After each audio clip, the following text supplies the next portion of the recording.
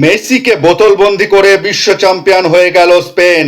নমস্কার, আমি মনোজ ভট্টাচার্য। ফিফা বিশ্বকাপ 2026-এ একে অপরের মুখোমুখি হয়েছিল স্পেন এবং আর্জেন্টিনা। আর সেই খেলায় আর্জেন্টিনাকে 1-0 গোলে হারিয়ে বিশ্ব চ্যাম্পিয়ন হয়ে গেল স্পেন। এদিন খেলায় প্রথম থেকেই আধিপত্য বজায় রেখেছিল স্পেন, প্রথম থেকেই আক্রমণ শানাচ্ছিল স্পেন। অপরদিকে আর্জেন্টিনা রক্ষণের দিকেই মনোনিবেশ করেছিল। তারা খুব একটা আক্রমণ করতেই পারেনি পুরো খেলায়। খেলার সংযুক্তি সময় অর্থাৎ 93তম মিনিটে লাল কার্ড দেখেন আর্জেন্টিনার এনজো ফার্নান্ডেস। এর ফলে আর্জেন্টিনার শক্তি কিছুটা কমে যায়। এরপর খেলা গড়ায় অতিরিক্ত সময়েও আক্রমণ শানাতে থাকে স্পেন।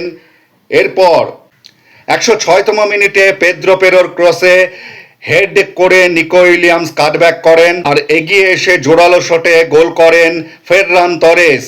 ম্যাচের জয়সূচক গোল সেটি। যদিও অনেক আগেই স্পেন ম্যাচটা জিততেই পারত, তাদের দুটি গোল বাতিল হয়েছে। এছাড়া পুরো ম্যাচে কিন্তু মেসিকে বোতলবন্দি করেই রেখেছিল স্পেন। মেসিকে সেভাবে দেখাই যাচ্ছিল না। পুরো টুর্নামেন্টে মেসিকে যেভাবে ফুটবল বিশ্ব দেখেছিল সেভাবে কিন্তু ফাইনাল ম্যাচে পাওয়াই যায়নি। কার্যত নিষ্প্রভ ছিল মেসি, আর এর ফল কিন্তু ভুগতে হলো আর্জেন্টিনাকে। অবশ্য আর্জেন্টিনার রণকৌশলও এর জন্য দায়ী।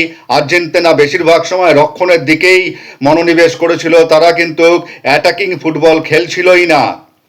তবে আরও লজ্জাজনক হার হয়তো স্বীকার করতে হতো আর্জেন্টিনাকে। তবে এর জন্য কৃতিত্ব দিতে হয় আর্জেন্টিনার গোলকিপার এমিলো মার্টিনেজকে। তিনি নিশ্চিত কয়েকটি গোল বাঁচিয়েছেন, আর তার কারণেই আর্জেন্টিনাকে লজ্জাজনক হার স্বীকার করতে হয়নি। পুরো ম্যাচের বিশ্লেষণে যদি দেখা যায় তাহলে দেখতে পাওয়া যায় যে স্পেন গোল লক্ষ্য করে 20টি শট করেছে এবং তার মধ্যে লক্ষ্যে পৌঁছেছে 12টি। অপরদিকে আর্জেন্টিনা মাত্র 2টি শট করেছে, কিন্তু সেগুলিও লক্ষ্যে ছিল না। অর্থাৎ এতেই বোঝা যায় কতটা বেশি আক্রমণাত্মক ছিল স্পেন। কার্যত শাসন করেছে স্পেন পুরো খেলায় আর্জেন্টিনাকে। আর শেষমেশ আর্জেন্টিনাকে 1-0 গোলে হারিয়ে 16 বছর পর বিশ্ব চ্যাম্পিয়ন হলো স্পেন। আমি স্পেনের পুরো দলকে জানাই আমার আন্তরিক প্রীতি, শুভেচ্ছা, অভিনন্দন।